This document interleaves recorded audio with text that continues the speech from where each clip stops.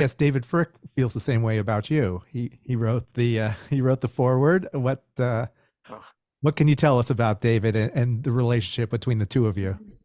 I mean, I'm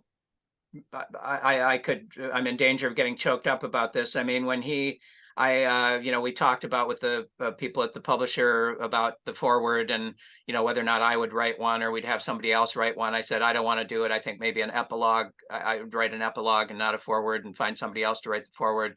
And so there were some names bandied about and I made a list. And, the first thing I did when I made the list is I wrote David Frick and then I wrote, then I tried to think of who else I would want to do. So he was just the first thing I wrote down. And then I I've known him for a long time. I've met him in, I guess, 1986 and have always admired him. And when I read David Frick stuff, I read that and I go, why would anyone else bother writing about music when you've got, I mean, it's just, to me, he's arguably the best music writer in the world. And so I just thought when we were getting down to the wire, hey, Peter, you got to decide on a forward. I just thought, okay, well, here we go. David, I'm working on a book. Any chance you'd be interested in writing a forward?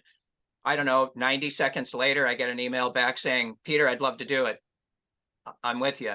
And I sat here at my desk and I'm sure I cried tears of joy. It was such a big deal to me. And so of course it got a little hairy for a while because I thought we were going to have the book wrapped up by December, end of December. I'd be sending it to him sometime in January, February.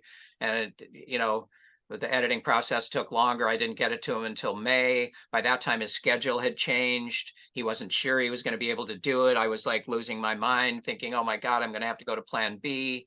I don't want this to happen, And anyway, we made it work. And when he turned in the forward, I just sat here at my desk and, I was just, just knocked my socks off. And, I'm not saying this to be self-deprecating, but it's absolutely the best writing in the book. There's no question about it.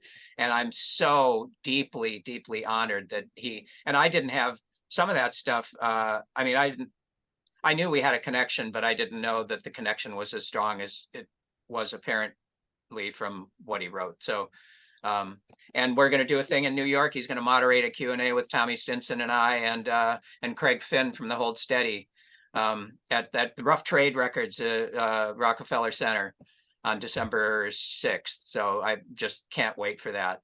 I think Dave is buying his ticket now. In all the record business and all the record business, and certainly in the music journalism business, there's no one I admire more than David Frick. I think he's the man.